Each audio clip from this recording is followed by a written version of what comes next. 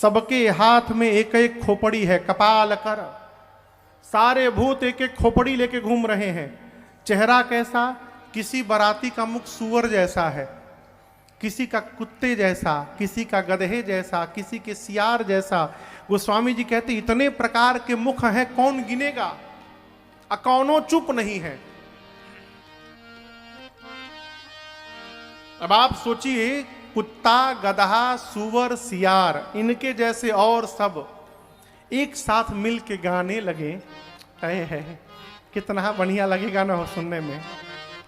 गोस्वामी जी कहते हैं नाचहि गावहि गीत परम तरंगी, दुल्हा बन के चढ़ल बैल असवारे चले, गौरा के दुआरे चले।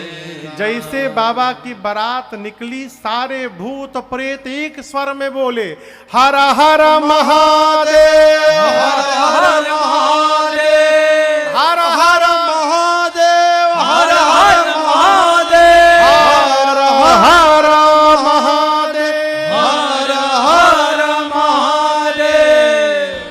बारात में सबसे आगे आगे कौन गया है? कहिए कहिए। देवता। देवता आगे चले गए, पीछे से बाबा की टोली चली। भूत प्रेत हर हर महादेव बोले। एक देवता के कान में आवाज आई। देवता सोचे बाराती हम लोग आगे चले आए, पिछवा से हर हर महादेव कौन बोल रहा है? वो देवता पीछे मुड़ के देखने लगे, अरे बाप। दूसरे देवता ने कहा पीछे का देखा तारा? उस देवता ने कहा तू देख लो। जस दूलहु तसी बनी बराता, कौतुक विविध होहि मग जाता। जैसा दूल्हा है, अब जाके दूल्हे के अनुरूप बाराती बने हैं। रास्ते में कौतुक होने लगा। जिस गांव के बगल से बाबा की बारात निकली, पूरा गांव खाली। लोग आपन आपन परिवार, लड़का मेहरारू लेके भाग लिए हितई में। भाग ना तक एक हो भूत के मती घूमल ना, पूरा गांव खाली हो। इधर हिमांचल जी खूब दिव्य व्यवस्था किए हैं। देवताओं का समाज महाराज हिमांचल के द्वार पर पहुंचा नगर के। विधि है, बारात के आने के बाद कुछ श्रेष्ठ जन जाकर माला जलपान लेके बारातियों का स्वागत करते हैं। उन श्रेष्ठ जनों को अगुवान कहते हैं। हिमांचल जी के नगर से हाथी घोड़े पर बैठकर अगुवान चले। देवताओं की टोली सामने थी। अगुवान देखे तो नाचने लगे, आपस में बोलने लगे कि जब से होश संभाला है हम लोगों ने इतना सुंदर बारात नहीं देखा था आज तक। इनमें दुल्हवा के हो, घोड़ी पर कोई बैठा ही नहीं, ना कोई पालकी पर बैठा। दूल्हा कौन समझ में ना आवे। सबसे सुंदर विष्णु भगवान दिखाई पड़े। एक बूढ़े बाबा गए, जाकर विष्णु भगवान से बोले कि आप ही है ना? देखिए छिपाइए मत, हम सब समझ रहे हैं, आप ही सबसे सुंदर लग रहे हैं, आप ही दूल्हा है ना? विष्णु जी बोले अरे बाबा हम तो बाराती हैं, दूल्हा सरकार तो भी पीछे से आ रहे हैं। अब वो बाबा सुने तो नाचने लगे। ब्रह्मा जी बोले क्यों नाच रहे हो? बूढ़े बाबा बोले ये सोच के नाच रहा हूं, जिस बारात के बाराती इतने सुंदर सुंदर हैं, उस बारात का दूल्हा कितना सुंदर होगा। ब्रह्मा जी मन में बोले नाच लो बाबा, नाच लो नाच लो। क्यों? दूल्हा दिखाई दी तो नचबो ना, भगबो इजा से। सभी देवताओं का स्वागत शुरू भया। सबके लिए फूल की माला, कुछ मिष्ठान, कुछ फलाहार और साथ में गिलास में फल का रस। आम, संतरा, अंगूर, सेब, नाना प्रकार के फलों का रस। ब्रह्मा जी स्वागत समारोह की तैयारी देखे तो देवताओं को बुलाकर बोले देखो कोई नाटक नहीं करेगा आज, जो मिल रहा है उड़ाते जाओ। आम का रस मिल रहा है तो आम का रस पियो। ये मत बोलो कि गला खराब है, सेव के चाहिए। सेव के ये भी तभी तक मिल रहा है जब तक पीछे वाली पार्टी नहीं आ रही है। पीछे वाले पहुंचे तो जितने स्वागत वाले सब भाग लेंगे, तो फिर मुझे कोई कंप्लेन नहीं करेगा कि हमके मिठाई के पैकेट नहीं मिलल। इसलिए उनके आने के पहले सब उड़ा लो। स्वागत समारोह शुरू भया, देवताओं के गले में माला, मिठाई के डिब्बा है, खूब बढ़िया लालमोहन, रसगुल्ला, इमरती, बर्फी, चकाचक देवता उड़ा रहे हैं, जूस पी रहे हैं। तब तक पीछे वालों की आवाज आई, बम बम बम बम बोलो जय शिव जय शिव, बम बम बम बम बोलो जय शिव जय शिव, बम बम बम बोलो जय शिव जय शिव, बम बम बम बोलो जय शिव जय शिव, हर हर बम बोलो जय शिव जय शिव, हर हर बम बोलो जय शिव जय शिव, हर हर बम बोलो जय शिव जय शिव, हर हर बम बोलो जय शिव जय शिव, बम बम बम बम बोलो जय शिव जय शिव, बम बम बम बम बोलो जय शिव जय शिव, हर बम बम बोलो जय शिव जय शिव, बम बम बम बोलो जय शिव जय शिव। सारे भूत प्रेत बम बम भड़म बम गड़म बम लकड़म बम बकड़म बम मकड़म बम घड़म बम ग्राम गुड़म, कुछ भी ट्रूम ड्राम बोल के बम जोड़ दो। ये भूत प्रेत का लैंग्वेज है वो। अभी जितने अगुवान थे सबके कान में बम बम सुनाई पड़ा। देवताओं से अगुवान पूछे कि और बाराती छूट गए हैं का पीछे? अभी आवाज आ रही है बम बम की। कितने लोग हैं बता दीजिए, हम उतनी व्यवस्था करके रखेंगे। देवता तो समझ गए, आ गए सब। एक देवता ने अगुवान से कहा, देखो किसी भी साउंड पर ध्यान मत दीजिए, इधर उधर से कोई आवाज आवे आप लोग सारा फोकस हम लोगों पे बना के रखिए, कुछ मत सुनिए न देखिए। चलिए जूस दीजिए हमको। उस देवता के गिलास में वो अगुवान आम का रस दे रहे थे जग से, तब तक एक भूत आकाश में उड़ते हुए दिखाई पड़ गया।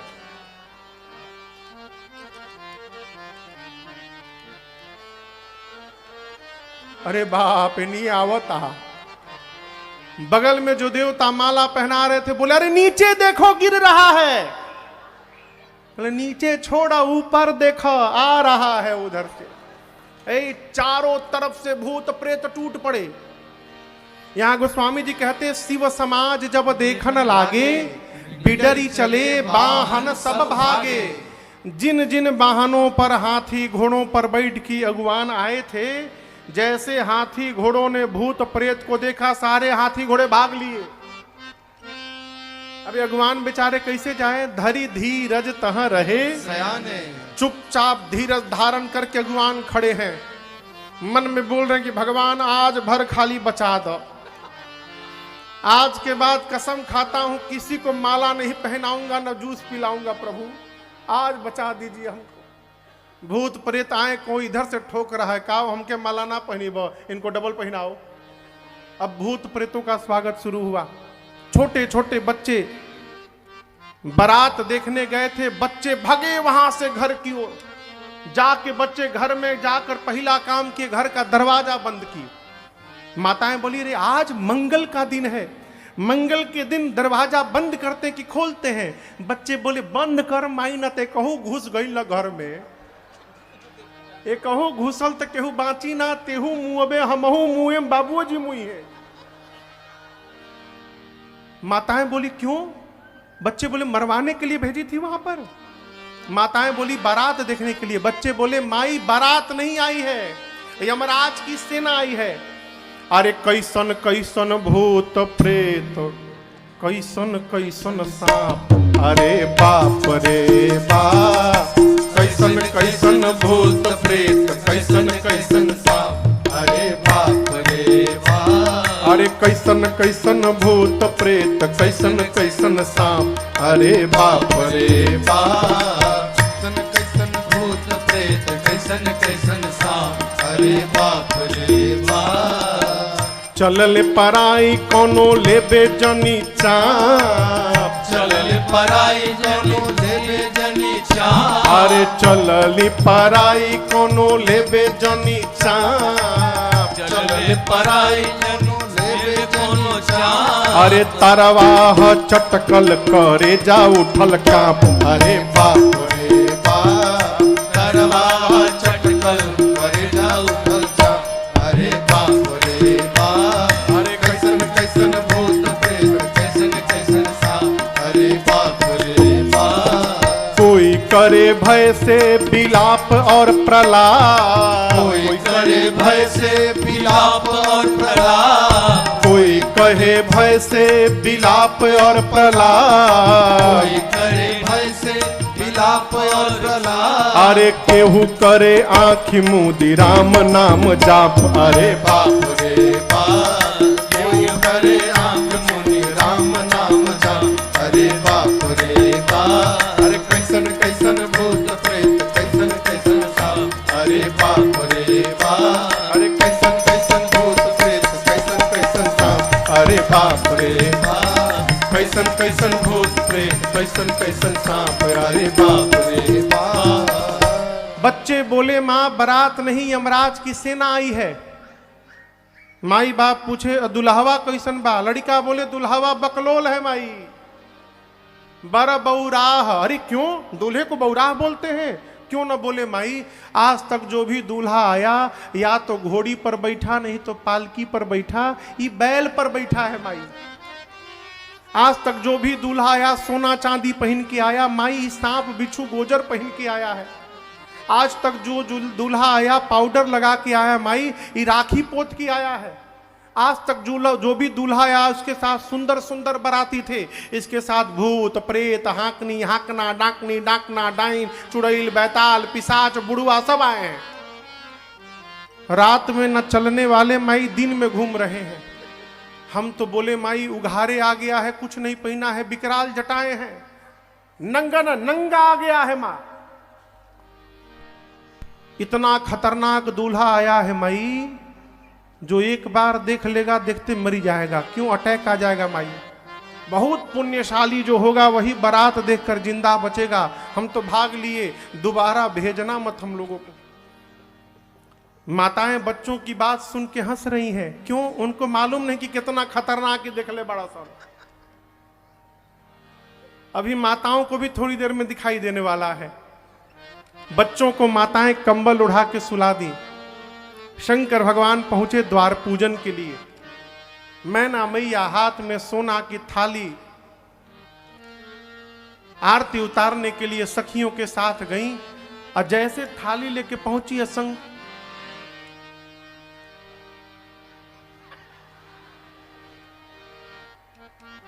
बुरा शरीर कांपने लगा मैना मैया का।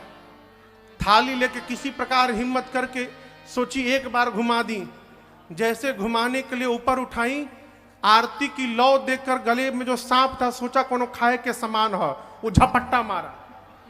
जैसे सांप झपट्टा मारा, सोने की थाली वहीं गिर गई। अब बाप बाप चिल्लाते सासू मैया भीतर भाग गई। शंकर भगवान के कान में एक देवता बोले इतना बढ़न इंसल्ट आज ले केहू के ना भइल हुई।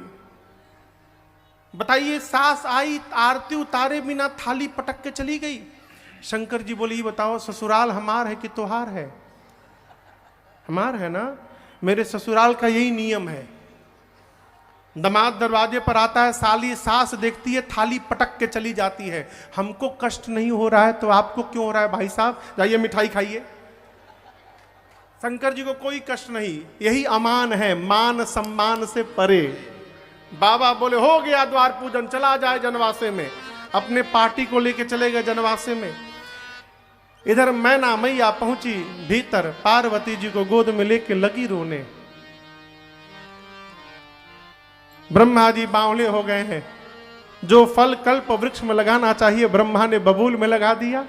बेटी मैं आपको लेके पर्वत से छलांग लगा दूंगी, जल में डूब जाऊंगी, अग्नि में जल जाऊंगी, लेकिन जीते जिस बावले के साथ कदापि विवाह नहीं होने दूंगी।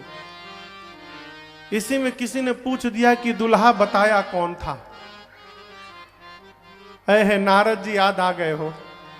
अब मैना मैया ने इतना सुनाया नारद जी को, नारद कर मैं का बिगाड़ा, नारद कर मैं का बिगाड़ा, भवना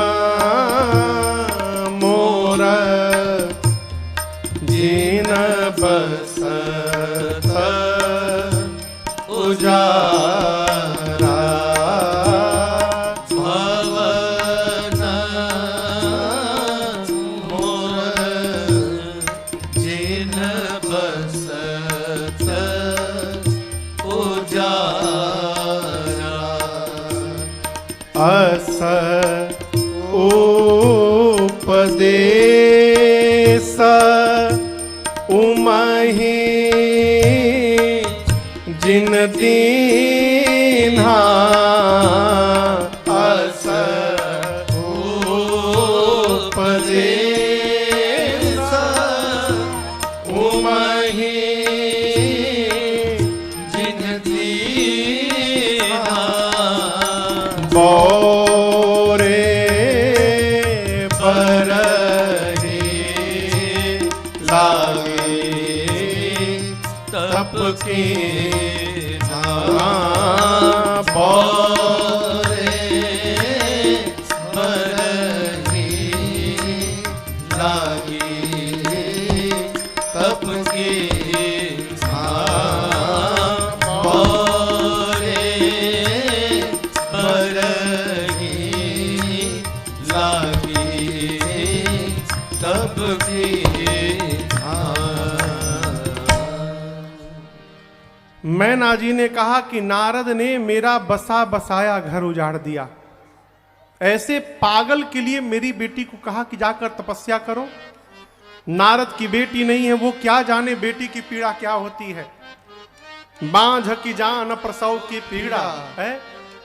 जैसे मां मैना नारद जी को भला बुरा बोलना प्रारंभ की, पार्वती मैया ने कहा, मां क्या आप ब्रह्मा जी की लेखनी बदल सकती हैं? मां मेरे भाग्य में जो लिखा है, धरती के किसी भी कोने में जाऊंगी मुझे वही प्राप्त होगा। मां यदि आप ब्रह्मा जी की लेखनी नहीं बदल सकती तो व्यर्थ में किसी को दोष देकर और स्वयं कलंक की भागी बनने से बचिए। मां पार्वती जी ने मां को समझाया। इधर नारद जी वेद शिरा आदि मुनियों को लेकर हिमांचल जी के नगर में गए, महल में, और जाकर बोले, महाराज आपकी बेटी पार्वती, आपकी बेटी बाद में है, उससे पहले ये जगदम्बा है, ये सर्वकाल शिव की प्रिया हैं। पिछले जन्म में सती थी, आज पार्वती हैं। पिछले जन्म में शिव के वचनों पर विश्वास नहीं किया, जिसके कारण सती जी को शरीर त्यागना पड़ा। आपके पुण्य के कारण आपकी बेटी बन के घर में आई हैं। हिमांचल सुने कि मेरी बेटी जगदम्बा है, जाकर पुनि पुनि पार्वती पद हिमांचल में ना जाकर पार्वती जी के चरणों में प्रणाम करते हैं। नगर का श्रृंगार हुआ है, बारातियों को भोजन हुआ, और उसके बाद ब्रह्मा जी के कहने पर भगवान शंकर पीतांबर वस्त्र धारण करके दूल्हा रूप में विवाह के मंडप में आकर बैठे हैं। सिंहासन अति दिव्य सुहावा जाई न बरनी। ब्रह्मा जी ने अपने हाथों से जिस सिंहासन को बनाया है, भगवान शंकर जाकर ब्राह्मणों को प्रणाम करके उस पर बैठते हैं। सखियां मेरी मां को लेकर आती हैं। मुनियों ने सबसे पहले मुनि अनुशासन गणपति पूज्य शंभो भगवान को सुनि संशय करे जनि सुर अनादि जिय जान। मुनियों ने सबसे पहले गणपति भगवान का पूजन कराया। गोस्वामी जी कहते कोई भी संशय नहीं करेगा मन में कि विवाह के पहले गणपति जी कहां से आ गए। देवता अनादि है, न इनके आदि का पता न अंत का पता है। उसके बाद जस विवाह के विधि श्रुति गाई महामुनि ने सो सब करवाई। वेद भगवान ने विवाह की जो विधि बताई है, मुनियों ने एक एक विधि कराई। पानी ग्रहण संस्कार हुआ। बाबा कहते हैं पानी ग्रहण जब कीन महेशा हर से सब सकल सुरेशा वेद मंत्र मुनिवर उच्चरहि जय जय जय शंकर सुर करहि।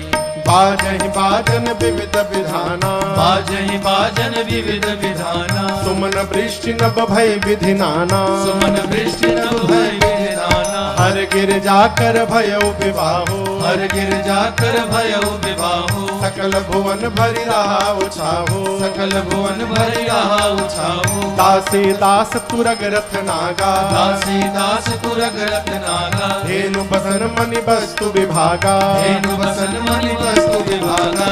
अन्न कनक भाजन भरि जाना अन्न भजन भरी जाना, गाय दीन न जाय बखाना, गाय दीन न जाय बखाना, गाय दीन न जाय बखाना।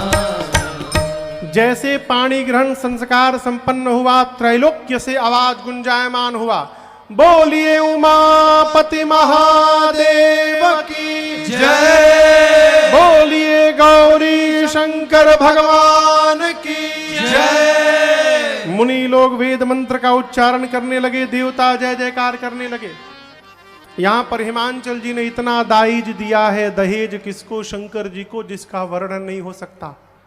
देने के बाद शंकर जी से प्रणाम करके कहते, प्रभु आप तो पहले से पूर्ण काम है, आपको भला मैं क्या दे सकता हूं। शंकर जी ने ससुर जी को समझाया। द्वार पूजन के समय आरती न उतारने के कारण मां मैना ने शिव जी से क्षमा याचना की है। प्रभु ने समझा करके विदा किया। बारात विदा का समय आया है। मैना जी ने पार्वती जी को केवल एक बात बताई, बेटी करहु सदा शंकर पद पूजा, नारी धर्म पति देव न दूजा। मां मैना ने मां पार्वती से कहा, बेटी एक स्त्री के जीवन में पति को छोड़कर दूसरा कोई भगवान नहीं होता, इसलिए आप निरंतर शिव जी के चरणों की पूजा करिएगा। चरणों की पूजा का अर्थ है आज्ञा का पालन करना। श्रेष्ठ की आज्ञा का पालन करना ही श्रेष्ठ की पूजा है। अनेक प्रकार से नारी धर्म का उपदेश देकर मां मैना ने पार्वती जी को विदा किया है। पार्वती जी पिताजी से मिली। हिमांचल जी ने बारात के साथ बिटिया को विदा किया। शिव जी बारात लेकर कैलाश आए। देवता सब विदा लेकर अपने अपने लोग गए और कैलाश में अब मैया के साथ बाबा करहीं विविध विधि भोग विलासा, गणन समेत बसई कैलासा, हर गिरिजा बिहार नित विधि विपुल काल चली गय, तब जन्मे उखट, तब जन्मे उखट बदन कुमारा, तारक असुर समर जेहि मारा, तारक असुर समर जेहि मारा, तारक असुर समर जेहि मारा। अनेक काल बीतने के बाद तब जाकर 6 मुख वाले कार्तिकीय स्वामी का जन्म भया है। ये इधर मां पार्वती की गोद में जो बैठे हैं यही कार्तिकीय स्वामी है। इनके 6 मुख हैं। खड़ानन कार्तिकेय स्वामी देवताओं के सेनापति नियुक्त हुए और युद्ध में कार्तिकेय भगवान ने ताड़कासुर का अंत कर दिया है। आइए एक बार भाव और श्रद्धा के साथ बोलिए कार्तिकेय भगवान की जय। गोस्वामी जी कहते पूरा संसार कार्तिकेय जी के जन्म कर्म प्रताप पुरुषार्थ को जानता है, इसलिए मैंने संक्षेप में सुनाया। भगवान शंकर और मां भवानी के इस विवाह की कथा को जो नर नारी कहेंगे अथवा गाएंगे, उनके जीवन में उनका सर्वकाल कल्याण ही कल्याण होता रहेगा, इसमें कोई भी संशय नहीं है। चरित सिंधु गिरिजा। भक्त का पहला लक्षण क्या है? वो जो भी सामने आवे उसका आदर करे, ये भक्त का प्रथम लक्षण है। क्यों? निज प्रभु मैं देख ही जगत, फिर केहिसन करहि विरोध। भक्त सर्वत्र अपने आराध्य का दर्शन करता है। यदि भक्त है तो उसे सब में भगवान दिखाई पड़ते हैं, और यदि भगवान दिखाई पड़ जाएंगे तो विरोध किसका करेगा?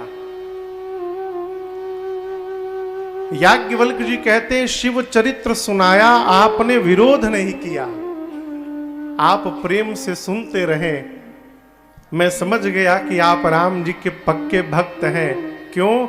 राम जी की भक्ति वही प्राप्त कर सकता है जो भगवान शंकर के चरणों में अगाध प्रेम करता हो। बिना शिव शरण में गए राम प्रेम भक्ति प्राप्त होने वाला नहीं है। मैं आपके मर्म को जान गया। अब मैं आपको कथा अवश्य सुनाऊंगा। कल गोस्वामी तुलसीदास जी कथा को काशी से प्रयाग ले गए। आज याज्ञवल्क्य ऋषि कथा को प्रयाग से कैलाश ले गए। कहते मुनिवर, परम रम्य गिरिवर कैलासु सदा जहाँ शिव उमा निवासु। कहते हैं मुनिवर, परम रम्य, रम्य उसे कहते हैं जहां पर जाने के बाद मन का हरण हो जाए। कई ऐसे दृश्य भी आप देखे होंगे जीवन में जिनको बार बार देखने का मन होता है। वो क्या है? परम रम्य, जहां जाकर मन रम जाए। कैलाश क्या है? परम रम्य। और ये समझिएगा, किसी भी स्थान की दिव्यता, किसी भी स्थान की पवित्रता, किसी भी स्थान की रम्यता साधन से नहीं आ सकता है।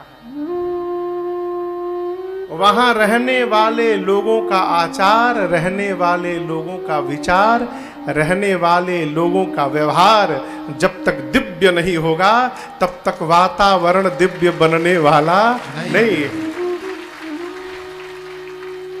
खूब महंगा इंटीरियर करा के हम घर को दिव्य बना सकते हैं, सुंदर बना सकते हैं, लेकिन पवित्र नहीं बना सकते हैं।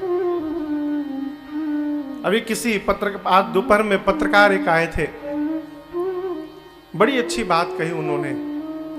कहे महाराष्ट्र गंगा जी में अभी गंगा विलास क्रूज सरकार ने प्रारंभ किया है। 2 वर्षों तक की उसकी बुकिंग भी हो गई है। लेकिन क्या उस क्रूज पर जो भोजन मिलेगा वो भोजन शुद्ध होना चाहिए कि नहीं होना चाहिए? हमने कहा बिल्कुल होना चाहिए। मेरी सरकार से प्रार्थना है कि ऐसी व्यवस्था करे कि उस गंगा विलास क्रूज पर मांसाहारी भोजन न परोसा जाए। क्यों? वो क्रूज गंगा जी में चल रही है, गंगा जी से हमारी आस्था है। तो जीवन में यदि दिव्यता नहीं आएगी माई बाप, तो हमारे परिवेश में दिव्यता आने वाली नहीं है। कैलाश परम रम्य है। क्यों? जानते हैं? सदा जहाँ शिव उमा निवासु। उस कैलाश पर भगवान शिव और मां शिवा का सदैव वास है, इसलिए कैलाश परम रम्य है। एक विशाल बट का वृक्ष है उस कैलाश पर। कल आपको सुनाया, बैठे बट तर धरी कमल आसन। इसी बट यानी बरगद के वृक्ष के नीचे भगवान शंकर 87,000 वर्ष तपस्या किए थे, समाधि। एक दिन बाबा उस बट वृक्ष के नीचे गए, वृक्ष की दिव्यता का दर्शन हुआ, हृदय आनंद से भरा और अपने हाथों से बाघंबर लाकर शंकर जी बिछाएं और बिछाकर बाबा बैठ गए। जीवन में कहां बैठ रहे हैं, कैसे बैठ रहे हैं, इससे हमारे स्वरूप का निर्माण होता है। आप इसका अवलोकन करिएगा। आदरणीय मंत्री साहब, घर में कोई ऐसा एक स्थान होगा जहां बैठने के बाद आप उद्वेलित हो जाते होंगे। आपके कार्यालय में हो, घर में हो, कोई स्थान ऐसा होता है जहां जाने के बाद न चाह के भी कोई न कोई बवाल खड़ा हो जाए। कोई स्थान ऐसा होता है जहां जाने के बाद मन कितना भी बेचैन हो, वहां पहुंचने के बाद ही हमारा मन शांत हो जाता है। ये क्या है? स्थान के परमाणु का प्रभाव है। भगवान शंकर बट वृक्ष के नीचे बैठे,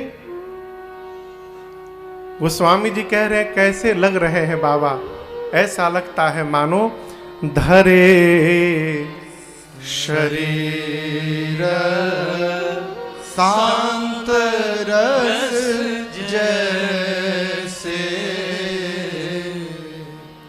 ऐसा लगता है मानो शांत रस ने अवतार ले लिया हो, अर्थात बाबा परम शांत होकर बैठे। और यहां एक बात समझिएगा, अरबों की संपत्ति हमने एकत्रित कर ली और यदि मन में जीवन में शांति नहीं है तो सब व्यर्थ है, सब बेकार है साहब। घर में रुपया बहुत हो जाए तो बिना टिकिया खाए रात को नींद नहीं आती। हाँ, फुटपाथ पर सो जाते हैं अखबार बिछाकर, मजदूर कभी नींद की गोली नहीं खाते। सुखी कौन है? सुखी कौन? जिसको बिस्तर पर जाने के साथ नींद आ जाए, वो धरती का सबसे सुखी व्यक्ति है। बिस्तर पर पहुंचते नींद आ जाए, सहज व्यवहार ना समझिएगा इसको। ये जितना शांत होगा जीवन में उतनी अधिक शांति होगी। ये कब शांत होगा? जब ये पता चल जाएगा कि क्षमता से अधिक प्राप्त हो गया है। इसको जानने का प्रयास करिए। अभी किसी कथा में एक बात आई थी, माई बाप, जीवन में इसकी सूची न बनाई जाए कि क्या क्या नहीं मिला है। यदि आनंद में रहना चाहते हैं तो इसकी सूची बनाइए कि परमात्मा ने हमको क्या क्या बख्शा है, भगवान ने हमको क्या क्या नहीं दे दिया। क्या मिला है ये देखने लगेंगे ना, आप सुखी हो जाएंगे। दुख का कारण ही हमारी ये है कि जो प्राप्त है वो दिख नहीं रहा है और जो नहीं मिल सकता उसी की दिन रात हम कल्पना कर रहे हैं। भगवान शंकर परम शांत होके बैठे। पति परम शांत होकर बैठ जाए तो पत्नी को बड़ा आनंद आता है। क्यों? जानती है कि ये उचित अवसर है, इस समय जो मन की बात है कही जा सकती है। कल्पना करिए, पति घर में रात को आए बाहर से, ऐसे करके घुसे, कौन बात करने जाएगा? कहने वाली बात भी लोग भीतर दबा ले जाएंगे। बाबा परम शांत होकर बैठे। मैया ने देखा, अरे पार्वती भल अवसर जाने, पार्वती भल अवसर जानी, गई शंभु पहि मातु भवानी, गई शंभु पहि मातु भवानी, जानी प्रिया आदर अति कीन्हा, जानी प्रिया आदर अति कीन्हा, हम भाग आसन हर दीन्हा, हम भाग आसन हर दीन्हा, वाम भाग आसन हर दीन्हा, वाम भाग आसन हर दीन्हा।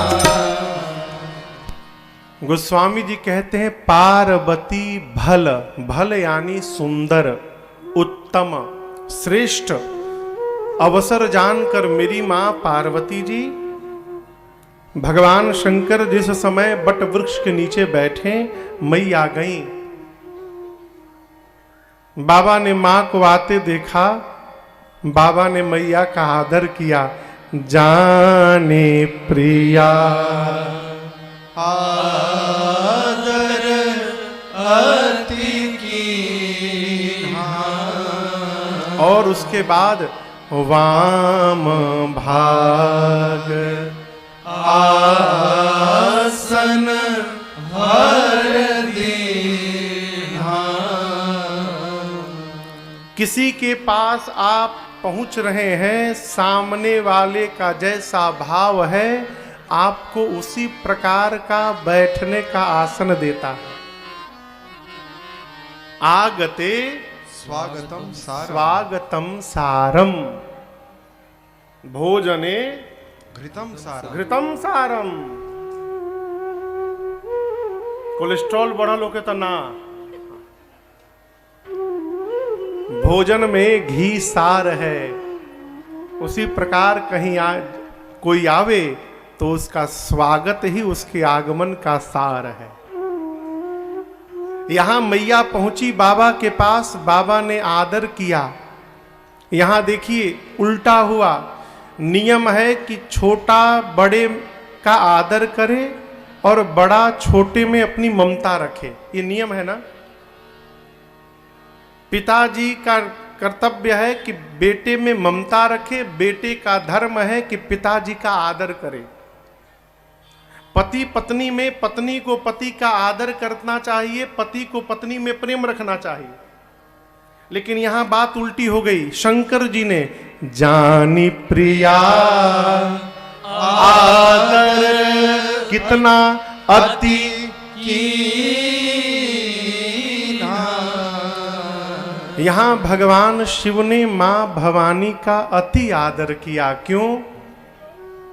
ये प्रसंग कहता है माई बाप, जीवन में यदि हमसे हमारा छोटा भी कोई हमसे श्रेष्ठ काम करने जाए अथवा करके आए तो बड़े होने के बाद भी उस छोटे का आदर करना चाहिए, ये धर्म है। अब यहां मैया कौन सा श्रेष्ठ काम करने जा रही हैं?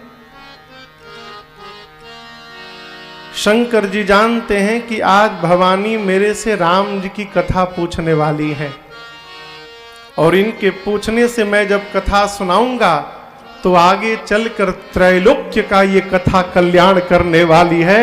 अर्थात आज भवानी तीनों लोक का कल्याण कराने आ रही हैं, इसलिए बाबा ने आदर किया। अति आदर कीन्हा। वाम भाग में मैया को प्रभु ने आसन दिया है। शंकर जी ने कहा, देवी आप कुछ कहना चाहती हैं? मैया ने हाथ जोड़कर कहा, प्रभु आप विश्व के नाथ हैं, आप भवानी के भी नाथ हैं।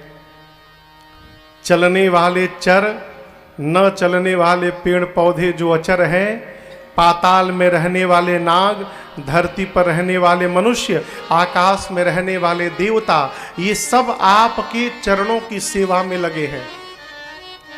आप समर्थवान हैं, आप समस्त कलाओं के गुणों के धाम हैं। प्रभु आप जोग के, ज्ञान के और वैराग्य के निधि हैं। आपकी शरण में आ जाने वालों के लिए आप नहीं, आपका नाम ही कल्प वृक्ष बन के खड़ा रहता है। प्रभु यदि आप सत्य में पार्वती को अपने चरणों की दासी मानते हैं तो नाथ आज मेरे भ्रम को आप समाप्त कर दीजिए।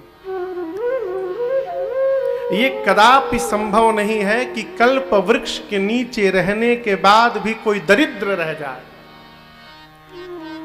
ये संभव है क्या कि कल्प वृक्ष के नीचे कोई बैठा है और दरिद्र है?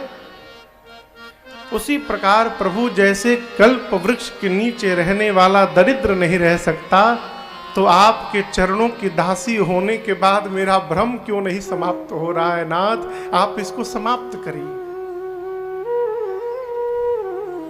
शंकर जी ने कहा, आपको भ्रम है देवी? मैया ने कहा, प्रभु ये अब का भ्रम नहीं है, पीछे वाला ही भ्रम अब तक बना हुआ है। पिछले जन्म में जो भ्रम उत्पन्न हुआ, शरीर बदल गया लेकिन भ्रम समाप्त नहीं हुआ। लेकिन तब की स्थिति आज की नहीं है। तब तो मैं आपसे विवाद कर रही थी, आज मैं आपसे संवाद करना चाहती हूं नाथ। शिव जी ने पूछा आपका भ्रम क्या है? मां ने 4 बातें कही। पहली बात, प्रभु जो मुनि लोग परमार्थ पथ के पथिक हैं वो राम जी को ब्रह्म बताते हैं। दूसरी बात, शेष सरस्वती वेद पुराण सब राम जी की लीला का गुणगान करते हैं। तीसरी बात, आप मेरे पति हैं, आपको देखती हूं दिन रात कैलाश में बैठकर राम राम राम राम आप जपते रहते हैं।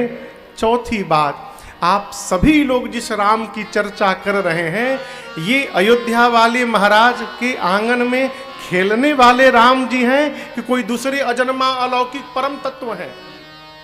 ये मेरा प्रश्न है। प्रश्न क्यों कर रही हूं? जहां तक मुझे पता है ब्रह्म अजन्मा होता है, ब्रह्म का जन्म नहीं होता। प्रश्न इसलिए कर रही हूं, यदि राम जी ब्रह्म हैं तो भला ब्रह्म एक राजा का बेटा कैसे बन गया? और यदि राम जी एक राजपुत्र हैं तो जन्म लेने वाले एक राजा के बेटे को आप सभी लोग ब्रह्म क्यों बता रहे हैं? प्रभु देखि चरित महिमा सुनत भ्रमति बुद्धि अति मोह। मैया ने यहां शंकर जी से क्रम से प्रश्न किया। मां कहती हैं, पूछा प्रभु निर्गुण भगवान सगुण कैसे हो गए?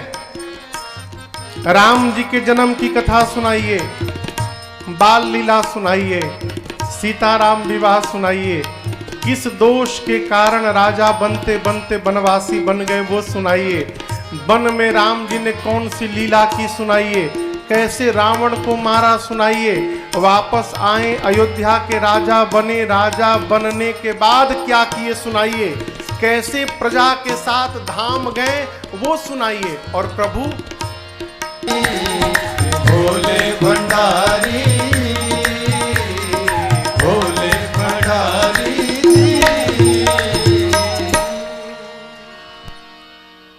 पूछे मैया शैल कुमारी कथा कहिए भोले भंडारी। मां ने क्रम से प्रारंभ से लेकर भगवान का लीला संपन्न करके वापस धाम जाने तक की कथा पूछी।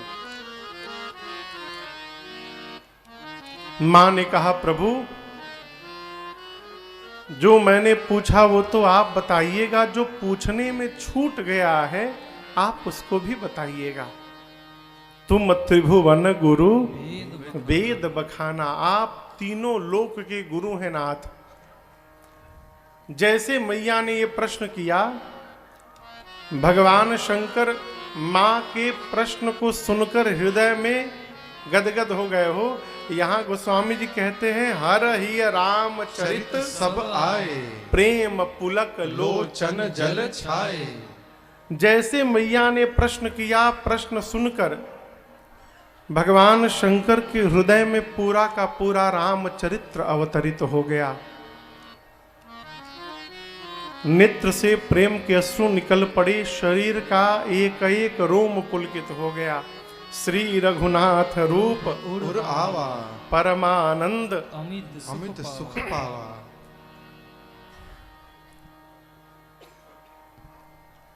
मानव होने के नाते एक बात का जीवन में सर्वकाल चिंतन विचार करते रहना चाहिए कि कौन वो जीव है जो हमको भगवान के निकट लेके जा रहा है।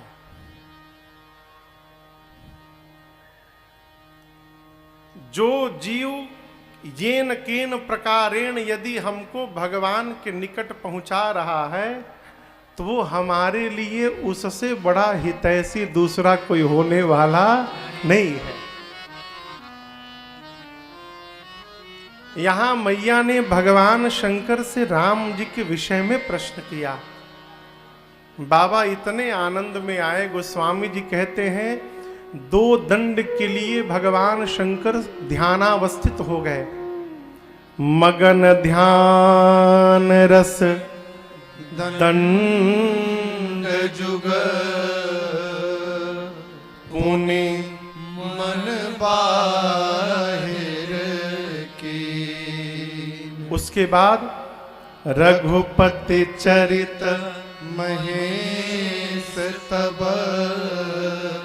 हर्षित बरने ली। एक दंड में 24 मिनट होते हैं, 2 दंड यानी 48 मिनट के लिए भगवान शंकर पार्वती जी के सामने ध्यान में बैठ गए। मैया पार्वती सामने बैठी हैं, इतने सारे लोग हैं कथा सुनने आए हैं। यदि हम 20 मिनट आंख बंद करके बैठ जाएं, कितने लोग रहेंगे पंडाल में? कहिए 90% लोग चल जाए मेला घूमे। लेकिन यहां दर्शन करिए, 48 मिनट भगवान शंकर ध्यान में रहे। मैया सन्मुख हाथ जोड़े बैठी रही। ध्यान से बाबा 2 दंड बाद बाहर आए। बाहर क्यों आए? बाहर न आते तो आज हम और आप बैठ के कथा कैसे गाते सुनते। शंकर जी सोचे ध्यान में हूं तो केवल मुझे सुख मिल रहा है, ध्यान से बाहर आकर और यदि भवानी को कथा सुनाने लगूंगा तो पार्वती को सुख मिलेगा, गाकर मुझे मिलेगा और आगे चल के गढ़वा के लोगों को भी प्राप्त हो जाएगा। इसलिए बाबा ध्यान से बाहर आए। जगत को सुख देने के लिए बाबा ने अपने सुख का त्याग कर दिया। ध्यान से बाहर आए और आकर शंकर जी ने मंगलाचरण किया। ये चौपाई आप सबको याद है, आइए हम और आप मिलकर गाते। बाबा बोले बंदऊ बाल रूप सोई रामो। बंदऊ बाल रूप सोई रामो। सब सिद्धि सुलभ जपत जी सुनामो। सब सिद्धि सुलभ जपत जी सुनामो। मंगल भवन अमंगल हारी। मंगल भवन अमंगल हारी। द्रवो सुदशरथ अजिर बिहारी। द्रवौ सुदशरथ अजिर बिहारी। धन्य धन्य गिरि राजकुमारी। धन्य धन्य गिरि राजकुमारी। तुम समान नहीं तो उपकारी। तुम समान नहीं तो उपकारी। तुम समान नहीं तो उपकारी। भगवान शंकर ने मंगलाचरण किया और मंगलाचरण के बाद मां भवानी को धन्यवाद दिए। क्या बोले? धन्य धन्य गिरिराज कुमारी।